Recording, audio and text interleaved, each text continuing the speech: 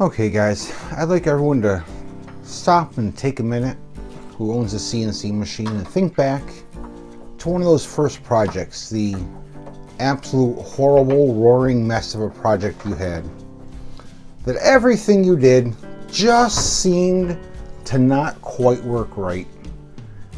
And every time you fixed one problem, you had three more. I'm going to show you guys the time lapse for this cut. And let me tell you how this project started. We started this project, yeah, pieces fall out now, with I had to buy a new computer, so my software had to be reset. And I didn't have my Z clearance set right, and my bit dragged straight across and started to cut. I didn't get that on camera. Next problem. You'll see the first time it lifts off. This is my home position down here. There's home. And then I lift it off and I cut holes. And then I cut this hole and it didn't go all the way down. Then I cut this hole and it only went down about that far out of a piece that thick. So I stopped and I don't know what happened. Not a clue what I did wrong. Because all the other holes cut, and all that G-code, or all that toolpath was written as one big group. So there's no reason that I can think of that would happen. Who knows? So I come back here and start for the third time.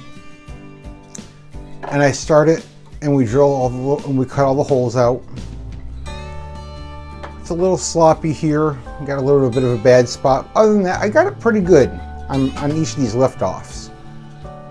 And apparently, at one of the times that I was going back and correcting the code, I slowed it down, the speed, because my bit's a little old, which wouldn't affect its ability to plunge and cut. Just makes it cut badly. I apparently left an extra 0 in my my tool pathing. Yeah. And instead of cutting at 550 on the outside, it cut at 5,550 millimeters a minute. If you've never seen a CNC machine, guys, cut at 5,550 millimeters a minute. Turn it on without it running, and just let it run, without the router running, and just let it run in the air.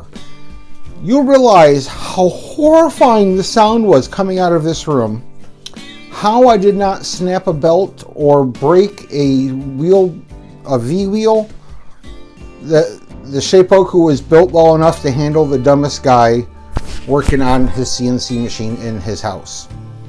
So props to my CNC machine for handling the programming problems that I had. This was all my fault.